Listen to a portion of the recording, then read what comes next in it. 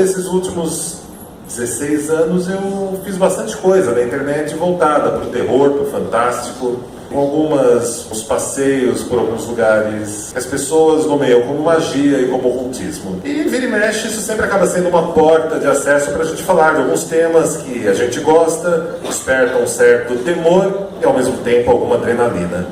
Então, para a gente abrir legal essa noite do Cine Fenômena, quem aqui já viveu, vocês vão só erguer o braço, quem aqui já viveu aquele momento que você está dormindo, na calada da noite, no meio da madrugada, de repente você acorda e o seu corpo não se movimenta e você sente um certo peso no peito e parece que você morreu? Ergam suas mãos. Uau! Uau! Muito bom, tem alguns lugares que eu pergunto isso, é só 2, 3 pessoas que levantam. Aqui, isso é interessante, é bem interessante. A gente dá o nome a essas curiosas experiências e sonhos lúcidos, porque é aquele momento que você não está oficialmente acordado, mas você também não está dormindo. Você está em um lugar que a gente pode definir no máximo como entre o seu pensamento e a realidade. Tem alguma coisa ali. Quem passou por essa experiência e sentiu um peso, um certo peso aqui na área do coração, do plexo solar, ergue a mão. Tá, muito bom. A gente vai falar então um pouco da abordagem ocultista e também da abordagem mais científica. Afinal de contas, as duas são bem interessantes.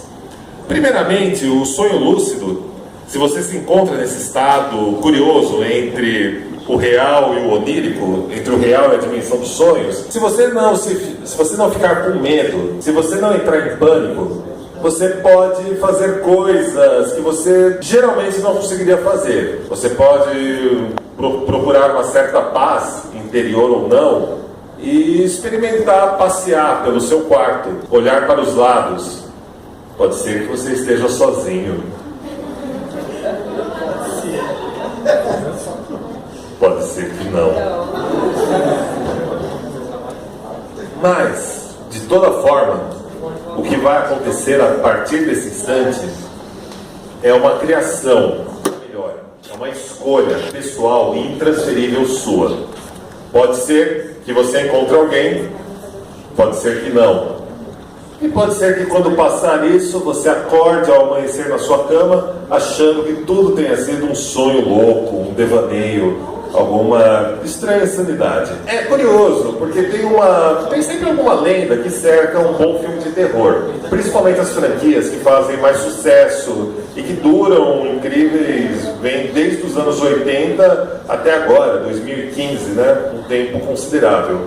A Hora do Pesadelo é interessante porque ela foi baseada numa história, no mínimo bizarra, que estava acontecendo lá no continente asiático. No Los Angeles Times foi publicada uma série de matérias que contavam sobre umas mortes misteriosas que estavam acontecendo lá na Ásia. Elas envolviam jovens como a gente, que passaram a ter medo de dormir. Porque quando dormiam começaram a ter sonhos muito selvagens, sonhos muito insanos e começaram a morrer de formas misteriosas.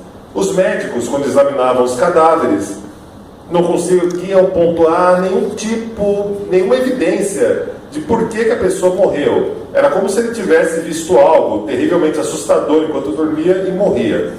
O filho de um desses médicos até fingiu para os pais que estava tomando remédio à noite para dormir, mas passava as noites acordado, tomando café e fazendo o possível para não adormecer. Alguma coisa assustou esses asiáticos e foi uma onda expressiva de mortes que aconteceram em vários países e em várias cidades, mais ou menos por volta do final dos anos 70. Essa é a lenda que foi noticiada, lenda, né? Vamos chamar de lenda. Mas essa foi o backstage, o pano de fundo no qual a história da Hora do Pesadelo foi criada. Para quem não viu, também não vou contar muito, todos sabem que tem um personagem chamado Fred Krueger, um assassino, um monstro, um vilão digno de uma história de surrealismo que existe dessa dimensão dos sonhos, entre a Terra e o outro lado, e ele se alimenta do medo das pessoas que ele escolhe aterrorizar, e inevitavelmente quanto mais forte ele fica, mais poder ele ganha sobre a pessoa, sobre o inconsciente e sobre os sonhos da pessoa, até o momento derradeiro que ele sentencia a pessoa à morte. Geralmente uma morte bizarra, surrealista e inesquecível. E extremamente divertida para a gente que está assistindo. Esse é o pano básico, o pano de fundo básico de tudo. A palavra Nightmare tem uma origem interessante. O nome original do filme é Nightmare on Elm Street, o pesadelo na rua Elm. Nightmare. Se a gente desdobrar ela é formada por duas palavras, night, de noite, e Mary. Mary, ou Maria, ou Mara. Uma deidade, esse nome remete a uma deidade celta, que era conhecida como a rainha dos fantasmas, a rainha dos monstros, rainha dos pesadelos.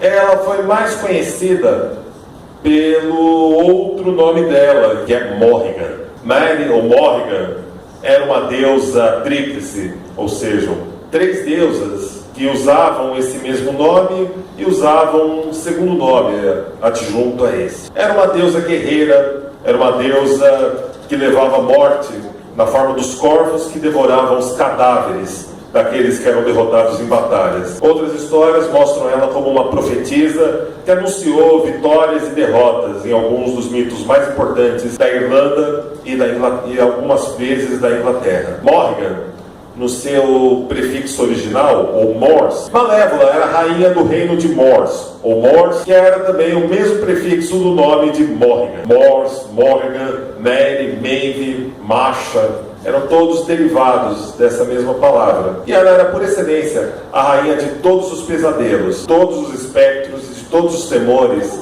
principalmente na literatura de terror, no terror gótico e no romantismo dos poetas malditos, ingleses, irlandeses, britânicos e muito mais.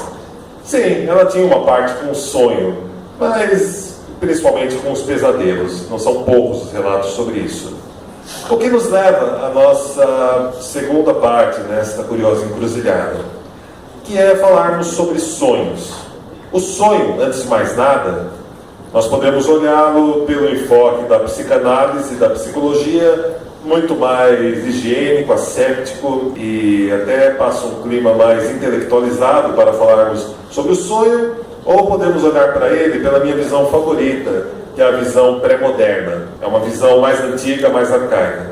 Quando sonhamos, estamos lidando com tudo aquilo que carregamos na gente, sem máscaras, sem pudores, e de maneira extremamente visceral.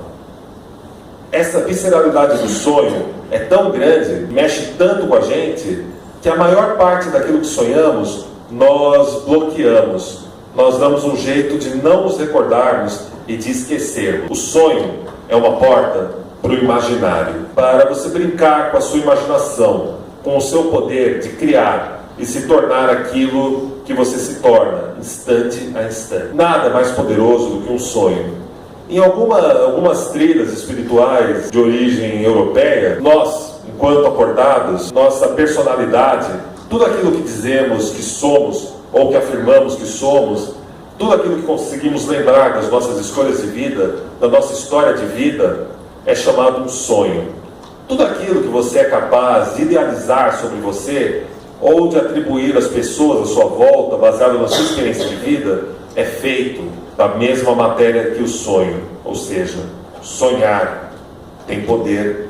Sonhos carregam um poder muito especial, que pode ser modelado, pode ser direcionado por cada um.